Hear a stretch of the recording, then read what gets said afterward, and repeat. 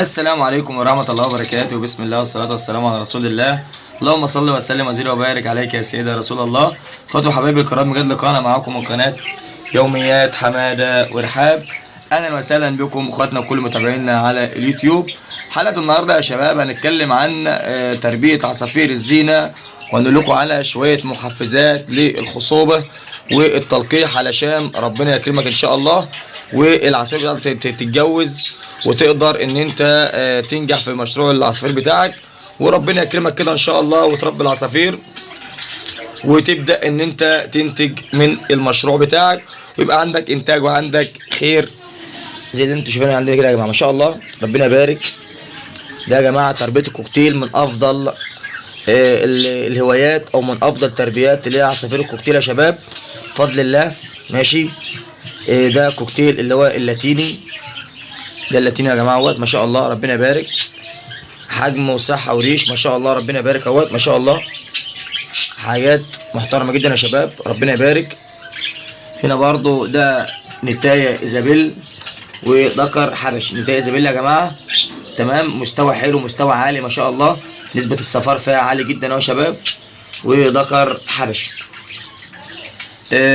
طبعا تربيه الكوكتيل يا جماعه من ضمن التربيات اللي هي تعتبر صعبه شويه في تربيه العصافير الزينه، بس هي عايزه شويه مكملات علشان انت تنجح في تربيه عصافير الكوكتيل، وهي ان انت تبقى مربي عصافير كوكتيل. اهم حاجه نظام التغذيه، والعصفور ما يبقاش عايز قلق. يعني عصفور الكوكتيل غير العصفور الاسترالي. عصفور الكوكتيل عايز صبر شويه ومش عايز قلق، مش عايز دوشه ورزع وهبد طول النهار جنب منه تمام، واللي تفتح في البياضات وتقفل في البياضات وتعمل يعني نمش حوالين العصفور الكوكتيل. العصفور الكوكتيل عايز هدوء كامل. كمان العصفور الكوكتيل بيحتاج لمحفزات زي الفلفل الحار، قرن فلفل حار بتحطه مثلا هنا في السلك بياكله. الفيتامين الاكسلينيوم الالف د 3 اهي تمام. الحاجات دي كلها محفزات للخصوبه. كمان انت مثلا عندك جوز كوكتيل وجوز واحد ومش راضي يبيض، في فيديوهات هي خاصه بتحفيز الاصوات، تحفيز الكوكتيل على التزاوج. بتجيب الاصوات دي من على اي قناه على اليوتيوب وتبدا ان انت تشغل الفيديوهات التحفيز على في المكان اللي فيه العصافير. هيبدا الذكر يسمع صوت التغريد او صوت التحفيز بتاع التزاوج، فيبدا يعمل تزاوج مع الانثى. يبدا الانثى عندك تبدا تخش البيت او العش بتاعها. ما شاء الله يا جماعه دي ذكر اهوت، وده الانثى فتيه ان شاء الله ربنا يبارك بيضه يا جماعه. ادي انتهى فتيه ماشي مرسومه اهي ما شاء الله. وده يا جماعه البيض بتاعه اهوت بيضه ربنا يبارك يا جماعه. فطبعا ده بالنسبه لمشروع العصافير او الشغل اللي احنا بنشتغله.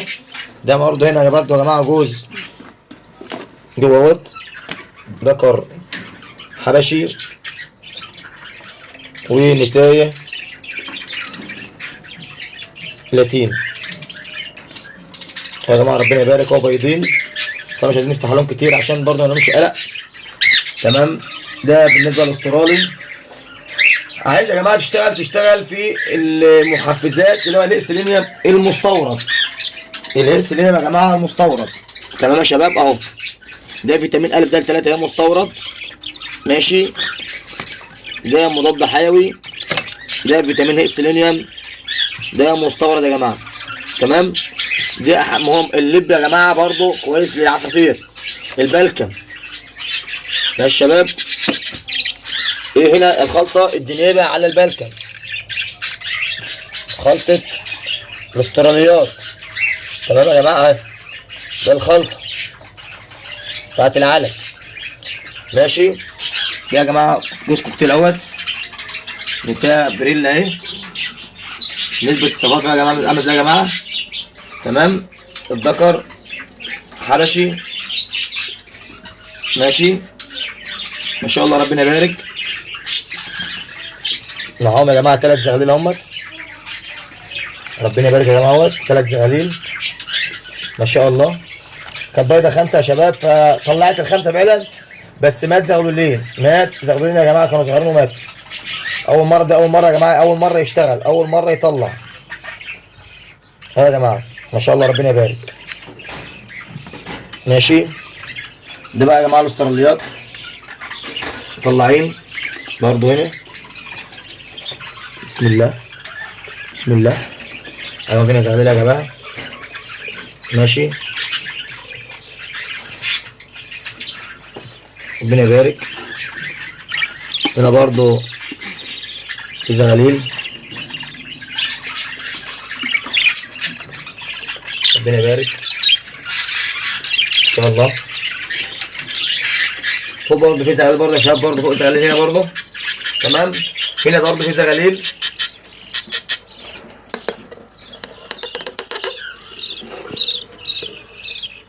يا جماعه ان شاء الله ربنا يبارك اهوت في زغاليل اهيت. هنا برضه يا جماعه في زغاليل.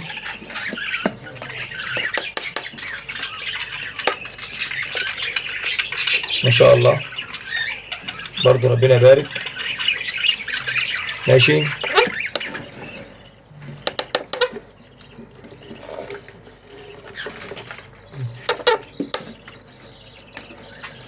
هنا برضه يا جماعه في زغاليل. احنا بنشتغل يا جماعه بالمستورد اهو يا جماعه. بيضه زغلول اهوت ما شاء الله، بيضه 7 بيضات طلعت فرد اهوت، لسه طالع النهارده يا جماعه. تمام. يعتبر امبارح بالليل. ماشي. ولسه في 5 بيضات مخصبين. ال5 بيضات يا جماعه بفضل الله باينين عندكم في الكاميرا مخصبين، اللي هم ال6 بيضات الباقيين مخصبين. ماشي. فالحاجات دي مهمه جدا يا جماعه، الحاجات دي مهمه جدا جدا جدا جدا.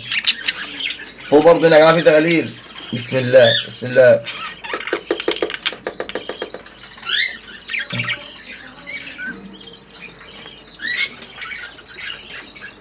بسم الله. شايفين يا جماعه الزغاليل يا جماعه بفضل الله ان شاء الله ربنا يبارك اهمت. الزغاليل هنا برضه يا جماعه في زغاليل. بسم الله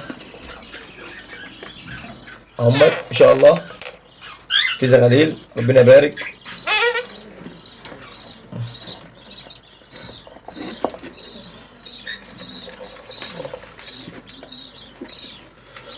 هنا برضه يا جماعه بفضل الله في زغاليل. الاهالي بتاكل جوه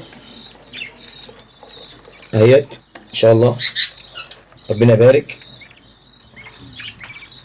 ماشي. فاهم حاجه يا جماعه ان انت نقل العصافير. هنتكلم برضو عن شويه مكملات بيساعد المربي ان هو ينجح في مشروع العصافير. ان حضرتك تشتغل بالمكملات وبالعلف، ويكون علفك مظبوط وما تهملش بالعلف. تمام. والمحفزات الخصوبه اللي هي السيلينيوم والالف داك 3 اهي. تمام. وتظبط امورك. واهم حاجه يا جماعه العصفور مش عايز قلق، يعني معنى صح. ما انت مثلا عندك جزء في قفص كده، مش كل قوم نقل القفص ده حطه في الناحيه الثانيه، وبعد كده مش القفص ده حطه في الصاله، بعد كده حطه في مش عارف في المطبخ. ده اكبر غلط يا جماعه. القفص يثبت مكانه وما يتحركش من مكانه. عايز تنجح في مشروع العصافير، العصفور يثبت مكانه وما يتحركش من مكانه، ما يتشالش من المكان اللي هو فيه، ما يتشالش في المكان اللي هو فيه.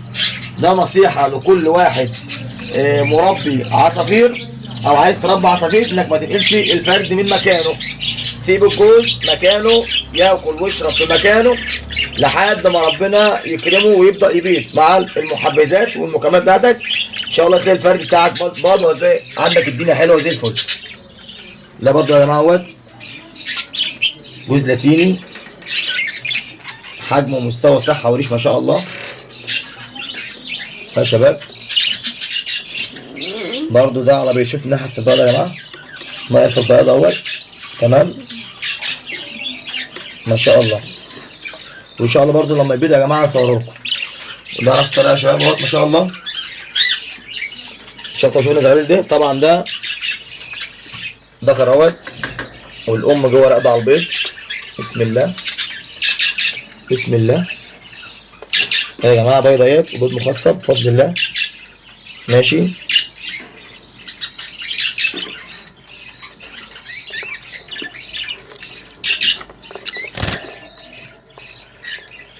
ليه يا جماعه البيض تحتها كده اهوت.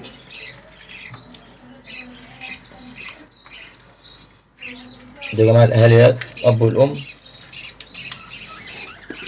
ده برضه يا جماعه جوز جوه بس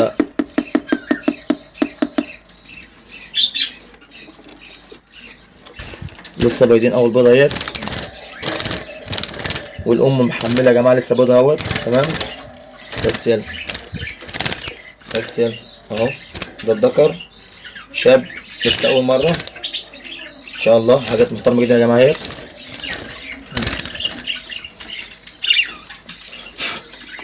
ده برضو ذكر تاني، وادي ما شاء الله الام، وادي الزغاليل ربنا يبارك. حبيت يا جماعه نفتح مع بعض كده العشوش ونقول لكم شويه شغل عن الكوكتيل، ونقول لكم الدنيا فيها ازاي. وراناكم الكوكتيل اللي بايض، ووراناكم الكوكتيل اللي مطلع، وراناكم العصافير اللي مطلعه كلها واللي بايضه. والحمد لله يا جماعه ناجحين في هذا العمل. اي حد يا جماعه محتاج عصافير احنا تحت امره. اي حد يا شباب محتاج عصافير، محتاج علف، محتاج اي حاجه خاصه محتاج فيتامينات مستورده، محتاج الف د 3 ايه، محتاج سيلينيوم مستورد، محتاج اي حاجه معاه مستورده بفضل الله. كل حاجه يا جماعه نقدر نوفرها باذن الله.